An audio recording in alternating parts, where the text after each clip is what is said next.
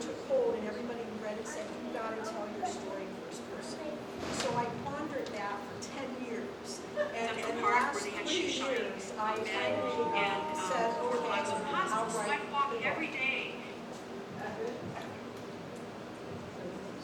So I wrote the book, and so it's in first person, and it even talks about my childhood. In Kidron, Ohio, did raising, speech impediment, all those kind of things, being told I would never be college material, the best I could do is get married and have children and find a husband to support me, and those kind of things were said to me. So all that's in the book in first person, and so I'll talk just a little bit about the cover here.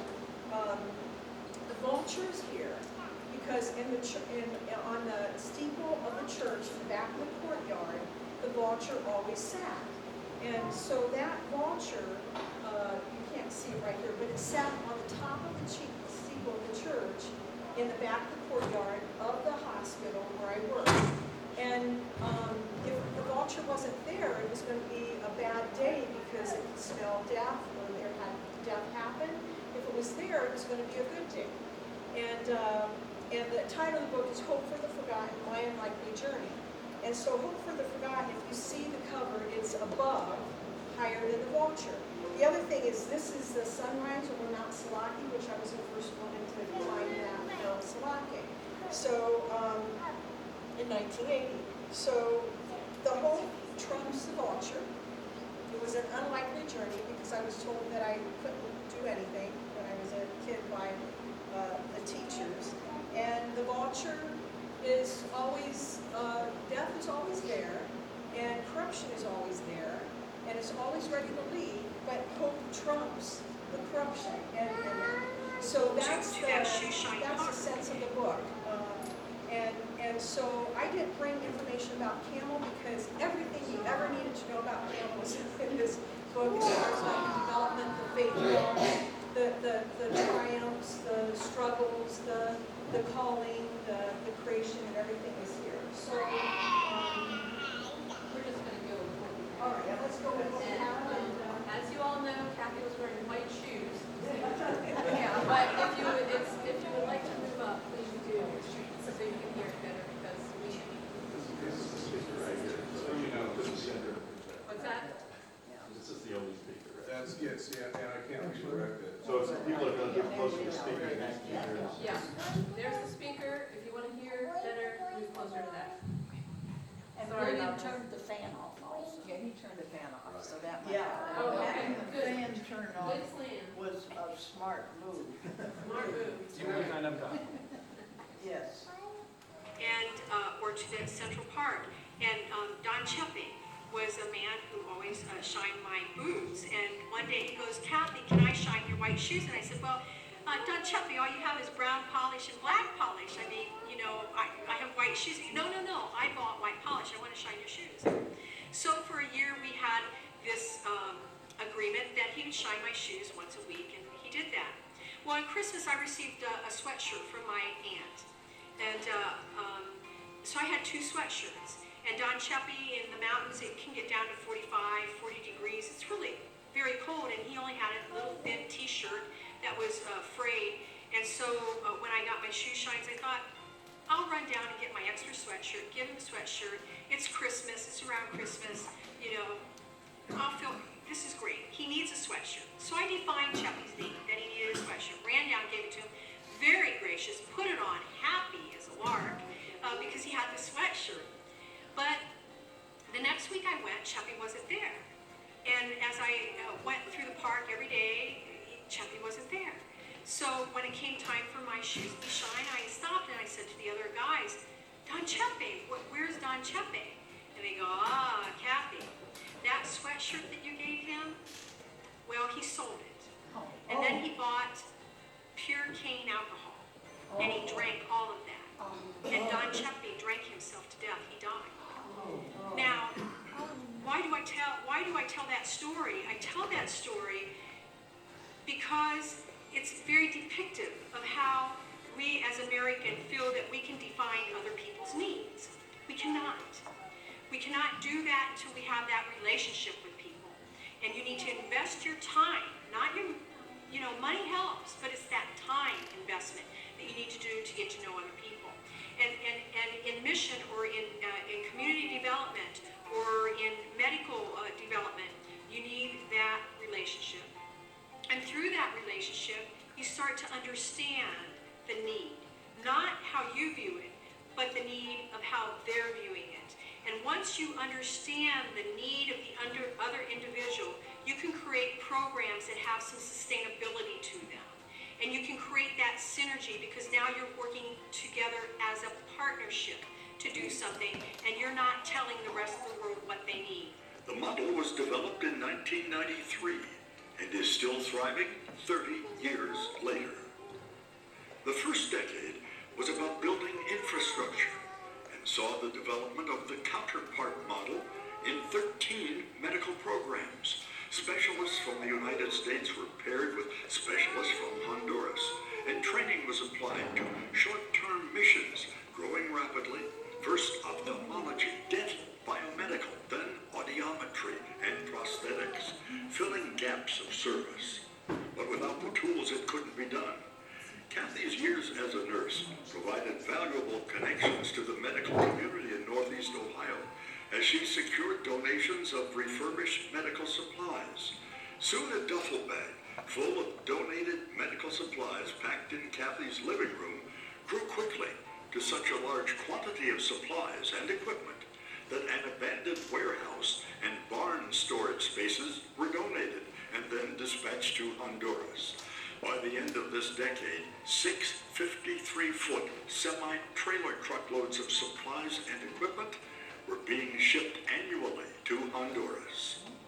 The infrastructure of the hospital of Santa Rosa de Copan was unsanitary and inefficient. It had torn rubber gloves laying in the sun drying, x-rays hanging on trees, and linen drying in the courtyard. The water was trucked in from the river in open barrels, and the kitchen was so filthy that the walls were literally black from the open fires that cooked the food. In the 90s, hospital employees were still cooking with wood and washing clothes by hand, so improving these facilities was urgently needed. Soon, a modern kitchen and laundry replaced the rat-infested, smoke-filled rooms where these services were provided for 210 patients a day. CAMO had grown so rapidly that it could no longer function from Kathy's house or on her nursing wages. So she quit her job in February of 1998. 6 months later, Hurricane Mitch hit, leaving devastation in its wake. CAMO was asked by the USA ambassador to lead the crisis corps effort. It lasted 16 months. CAMO assisted in 3 cities with cleanup, restoring water systems, and building temporary homes. Supplies and donations increased, and the need for physical infrastructure in the USA was vital. Land, materials, and labor were donated, and the CAMO USA facility was built in Orrville, Ohio. In the final year of the first decade, CAMO also built corporate headquarters in Honduras, again on donated land in front of the Hospital Regional de Occidente. By the end of the first decade, CAMO had grown to 13 programs, serving 35,000 people per year. CAMO had 13 employees, 3 in the USA, 10 in Honduras. With a physical structure in both USA and Honduras, CAMO was taken more seriously.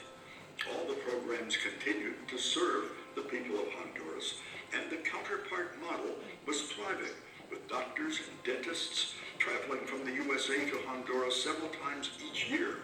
The warehouses were filled with a constant flow of supplies and medical equipment from across the United States.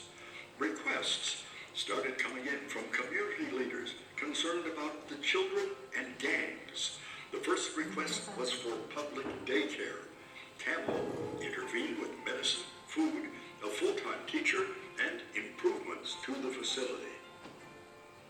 It was obvious to the community that CAMO could get projects completed, so the mayor of Santa Rosa de Copan asked for assistance to complete an abandoned building with no roof, just the walls, for a community center and gym. CAMO responded, and brought it from mud to completion. Today, more than 400 children and adults per day use this facility. Seeking sustainability, a for-profit medical sales and services company was developed in Honduras, with all the revenue generated going into the services of CAMO. The company, called the Social Investment Association, started to produce revenue streams and increased its ability to cover operational costs by 5% per year. Another facility that was abandoned was the Trade School of Santa Rosa. The president of their board turned to CAMO to reform the board and develop the school. By getting young, successful Honduran professionals on the board, we were able to bring life to an abandoned building, with trade equipment being donated from the USA to get the trades up and running. Within 4 years, that school was graduating 900 students per year in 16 different trades.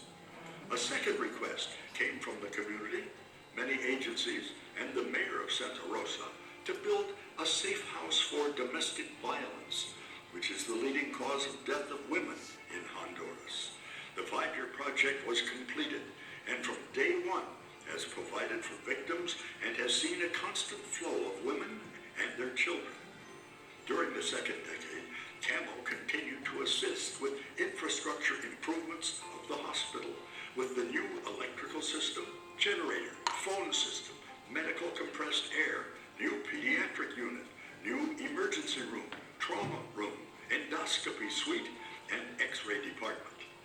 In the second decade, CAMO grew from 13 programs to 16 programs, serving 107,000 people a year. CAMO was sending 8 semi-truckloads of medical supplies per year and had increased from 13 to 37 employees in its Honduras headquarters. Standing strong in a decade of adversity. Over the years, CAMO had many requests for assistance from the director of the largest public health clinic in the west of Honduras, serving 180 patients a day. The electrical, water, and sewage systems had collapsed. The walls were cracked to the foundation, and the cement roof was caving in on the patients. It was time to turn attention to this public health center. After 2 years of construction, the facility was inaugurated with full services of a laboratory, pharmacy, x-ray, mammography, ultrasound, and treatment for cervical cancer. It has 22 clinic exam rooms and 2 training rooms. It provides over 800 services a day and is the second largest clinic in Honduras. Not only was CAMO involved with physical infrastructures, but has also provided education on standards of care. CAMO became the national registry for Honduras under the American Heart Association. The procedure manual that Kathy had written in Peace Corps in 1981 was recovered and revised to become the first nursing procedure manual in Honduras. Now the manual is being used in the private university and in many of the hospitals in the western part of the country. For more than 20 years, the girls' orphanage was flooded with sewage water in the kitchen and laundry when it rained. Both these areas were rebuilt with an addition of a computer lab serving 60 girls aged 6 months to 18 years old. The trade school, by 2015, had grown to the point of needing expansion. Now, with additional space, more courses have been added, providing more job opportunities to the youth of Honduras and their future families. Leading CAMO sustainability, our Social Investment Association was producing revenue that would provide payroll for all our employees during COVID. CAMO became the only nonprofit organization in Honduras fully functional during COVID, managing $2.4 million of World Bank funds for COVID testing and treatment of patients. As COVID was raging, people were isolated in their homes. Hurricanes Eta and Iota bore down on Honduras within the first 2 weeks of November 2020.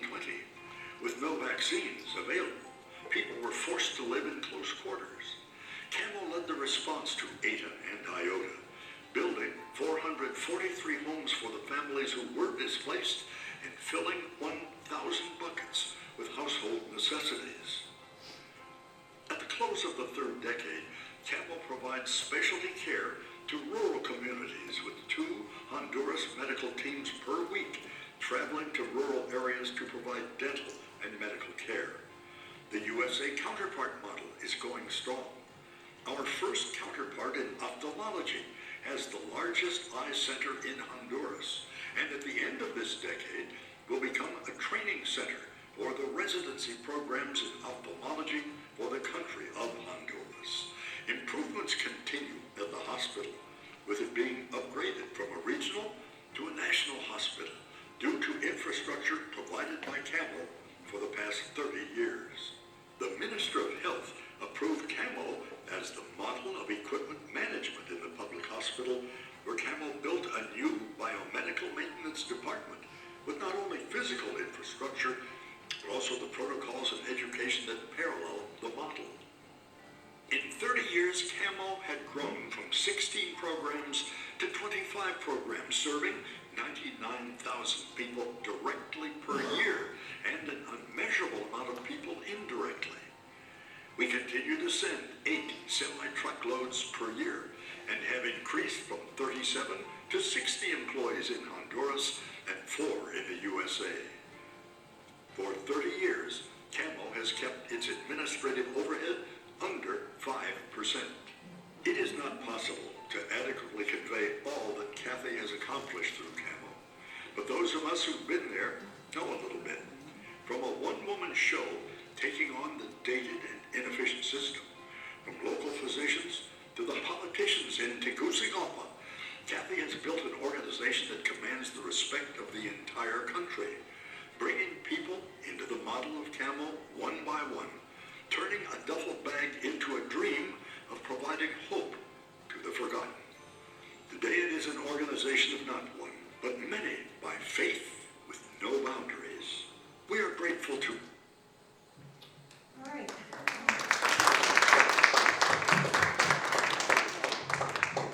So that's the last 30 years. And some of you knew parts of that, but I think the video kind of brought it together to kind of give you a synopsis of what has transpired. So today, is there a clock around here? When? We stop at 11:15. Okay, all right. So I'll talk for about 10 minutes and then open up for questions and that. So we're talking about the forums about creating and about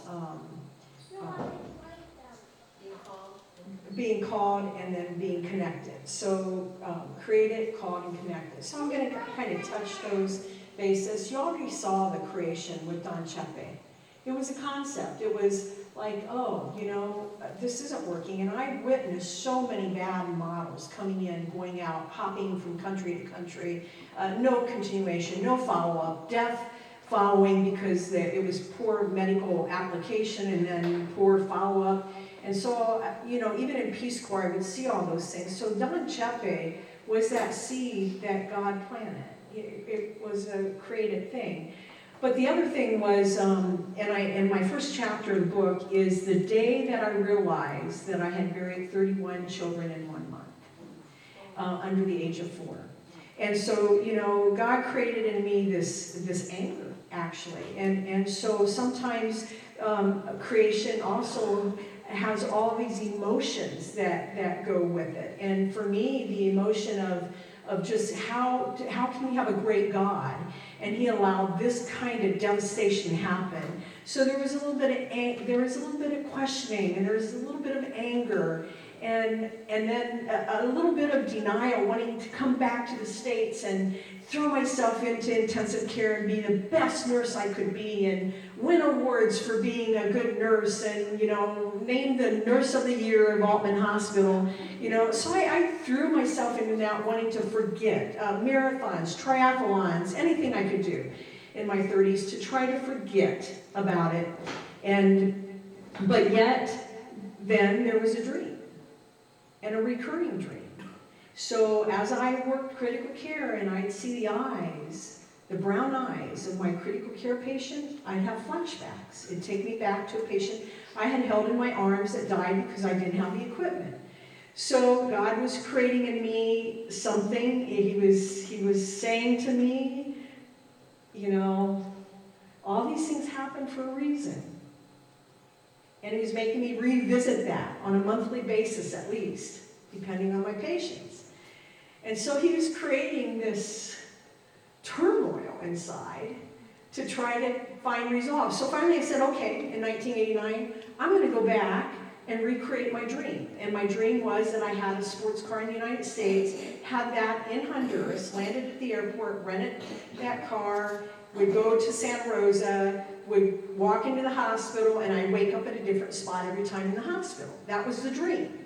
So when I got to San Pedro, I rented a sports car, drove to Santa Rosa, walked in the front doors, and in real life, the conditions were worse than what I had remembered, and it literally took me to my knees, and I just was like, God, what do you want me to do? You know, why are you haunting me with this?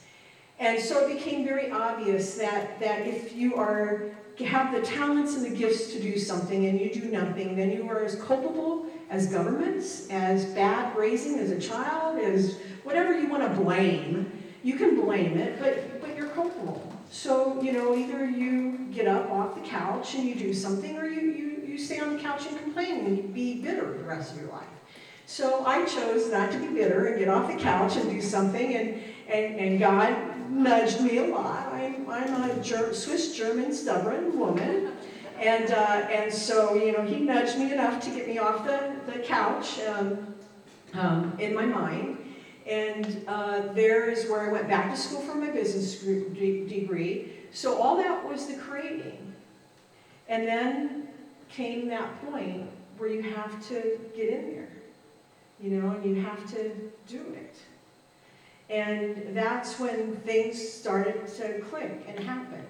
Little miracles along the way started to be applied. And when I thought that he had abandoned me in this calling, I would shout and scream at him. So one example of that is one day I was on my bicycle exercising. It was winter, so I had a bike in my living room, and I had the German Shepherd that I brought home with me from Honduras, and he was in my room laying there, and I was talking out loud to God. Now, and what had happened is I got this call from Honduras saying there were no sheets for the hospital, and people were laying in their own excrement, and couldn't I do something to help bring sheets? So sheets were my first project. But here I am, finishing paying for my business school, living in a mobile home, for me, a double-wide home, and very minimally living, and now I had a $500 bill for shipment of these sheets. All right? And I'm like, I'm on my bicycle saying, how can you do that? Where am I going to come up with, you know? And I'm talking to God, and my dog's kind of looking at me, and I'm about done, and the phone rings, and it's this person from my church, Deb Himes, and I don't know her very well. She's about 10 years older than me, and she goes, you know, Kathy, I do crafts, and in my last craft show, I made $500, and you were in my mind the last half an hour. Can you use that money for anything? All right? The calling. The calling can happen in many ways. Why am I talking about that calling? Because you see, it wasn't just about the person who went overseas to do it. It was about the person sitting here that can do something to help that person in their calling. So when you're called to do something, or when that voice in the back of your head says, you know, you better call this person. You better pick up the phone and call that person. The calling has many applications. It might be that person that goes overseas, but not everybody can go overseas and do that work. But it might be that person that just comes to mind. It might be so many things, but the calling is very important. The next is... and I told you the wrong time, it's about 11. Okay, I'll be good. Connected. All right. So, connection. So here I'll tell another story. I could tell, and there are hundreds of stories. And I could tell 100 stories about connection. But I'm going to talk about connectivity to God here in this. There's many forms of connectivity, but I'm going to talk about that connection with God. I'm one that will sit at my desk in the evening and I'll just say, oh, God, help me with this one. I don't know how to handle this one. So all of you know the time of COVID was just devastating. Nobody knew, as a nonprofit, I didn't know if money was going to come in. I didn't know how to,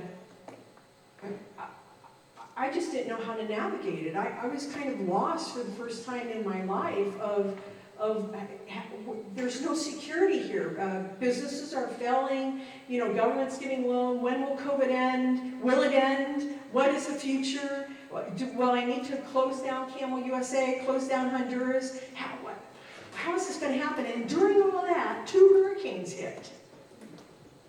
Okay? Back to back, within 2 weeks. And I'm at my desk, literally now crying, and saying, God, what do you want of me? Enough is enough. What do you want? So, I'm a little bit angry again, and confused, and troubled, and just trying to keep that face of good leadership for everybody, to keep them up. Because during that time, leadership was very important to keep people built up too. So I had this double role of trying to secure and keep staff motivated and protect them from COVID and all those kind of things. Well, it wasn't 2 days later. This was close to Christmas in 2020. And it was like 3 weeks after the hurricane. And I get a phone call from an individual who I never met. But the daughter of this cardiologist, I spoke to her 30 years ago about Peace Corps. She went to Peace Corps. She got married to this guy named Ben, and they had been giving like maybe $10 a year, $50 a year, something like that. So Carrie is the wife of Ben. So Carrie calls me, and she goes, Kathy, I don't know if you remember me. I'm Carl Curtis's daughter, Carrie, and Ben and I would like to get some money your way to help you with COVID and the hurricanes and all that. And she goes, I don't know if you have time, but my husband is working from home, and he would like to talk to you. And I said, okay, yeah, sure. And so he gets on the phone. He goes, well, I've been talking to the foundation I work with. It's Went Collective. I've never heard of it. I'm sure none of you. It's kind of a private organization that doesn't accept grants or anything like that. So it's Walmart, one of the sons of Sam Walmart. And I didn't know that, So Ben's calling me. He goes, we have some funds that we want to get rid of before the new year. And you came to mind, and I think we can at least get you $75,000. Okay? And I said, well, what do you need, Ben? Do you need me to send my 990s and my financials? He goes, yeah, just shoot that all to me, but we need to transfer it by next Thursday. And this was like a week before. He goes, but I'll call you on Monday to get all the information, and I'll do an interview with you, and you have to answer your questions, and et cetera, et cetera. So I'm a pacer. So I'm on my cell phone pacing the conference room, walking around as I'm talking to Ben and answering all the questions. He goes, well, Kathy, we will have in the mail for you $500,000. It'll be in the mail on Thursday. Because I never questioned that you could answer all those questions. And he goes, go build shelters and get people out of go build small homes and get people out of danger of COVID. And so we did. We launched that, and we were able to build 443 homes with that. None of the patients, none of the people who were displaced, and we got them into their shelters. The last shelter was built finished in August of 2021. And nobody that was displaced and in those got COVID or died. Over about 3,000 people were helped with that money.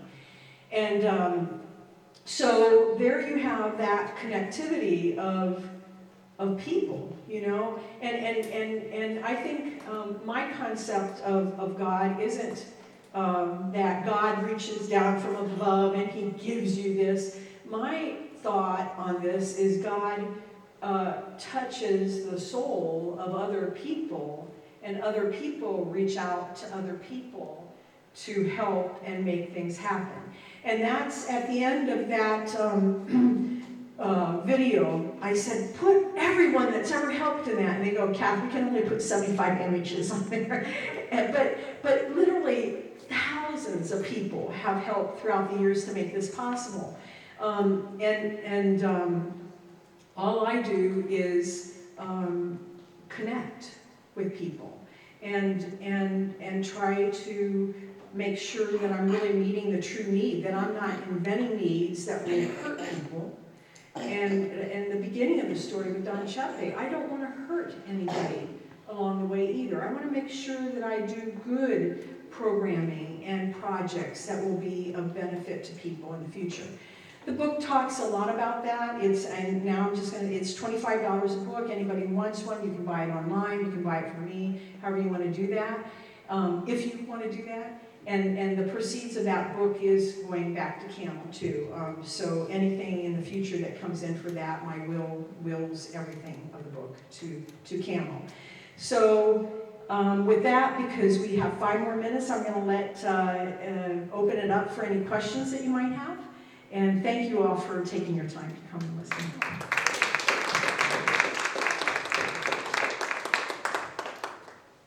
Now, Nancy, how did I know that you would ask? Well, Kathy, I know you're too modest to talk about how much, number one, time you spend in Honduras, which is, as I understand it, about half the time. And the other half, you're up here raising money and organizing things in Orville. But I think you're too modest to talk about how much the Honduran government has applauded you and given you awards. Yeah. Well, yeah, I was recognized by Congress and asked to speak at Congress Honduras. I did, and I was the community where I'm from, Worcester, Orville, decided to honor the 30 years, and so this was just a group of people. Over 200 people came, and a lot of people internationally flew in, people from all around the United States. So we had 200 guests, of which one was the president's sister, because the president wasn't able to come. And so she sent her sister. I have great relationships with all the ministries of health, finance, actually the Ministry of Health and the Ministry of Women and Adult Services came to my home 3 weeks ago in Honduras, and we had dinner and we stayed up until 11:30 and chatted about things in government and that. So I do have a good relationship. I don't have a political alliance because you don't burn any bridges wherever you are, and so there's no political alliances. I focus on service of the people, and they can't sidetrack me. I'm very clear about my mission when I talk to them, and we don't get into these political banterings. So, so yes, I'm recognized by. But the Honduran government realizes what an impact you have made. Well, right before I left, the mayor of Choloma, which is one of the most violent cities, and it's probably rated about the 3rd largest city now in Honduras, called me in to consult with him of how he could build good things. So yes, I'm known in Honduras. Not known here very much, but in Honduras. Yeah. Kathy, in the past, St. Paul's Global Mission Outreach Group Mm-hmm. has supported you, and Ann and Harry Farmer sort of spearheaded that, and the Nodars, and they Right. joined the Community of Saints. So what would you suggest that we do so we can continue this outreach? Well, actually, I wrote a grant, and that grant only gave us 25%, but they made it a matching $5,000 for the literacy program, and that's what the Global Mission Group and We had Ann Farmer, Nancy, Heather Nelson, Carolyn Morgan, the Nodars. I don't know if any of you remember those names, but all those people were very involved with getting all that money. Sally Bosley also, and I've forgotten some names, but all those people were very involved. So we've lost that with Ann's and Carolyn and the Nodars and all that. We lost that funding. But if there's a way that we might be able to get the 5,000 match from congregation or something, that would be great. So yeah, through Ann Farmer, we averaged with Global Mission, with the Episcopal grant, and with World Books, we would average anywhere from $10,000 to $15,000 a year. So that was a hit for our literacy program. I'm sorry to have to stop you. No, that's all right. I'm good. All right, thank you, everyone. I just want to say, one of the things that's so touching about your story is not just what happened and all the help that you've given, but how uplifting and grace-giving it is and life-giving it is to hear that. And so if you're feeling that or feeling any sense of wanting to act on that, Joyce, thank you for your question. Please be in touch with me or with Kathy, because if we're being called, we want to respond to that. We want to notice if we are being called, because it's just such a powerful story, so obviously filled with grace, and when it touches us, it tells us something. And so I'll leave these books. I have to run upstairs for the 11:15, but I'll leave these books down here and leave it to you too if someone buys them, if you take care of that, and I'll come down and pick up anything that's left. And thank you so much for coming. Yeah, we can keep some.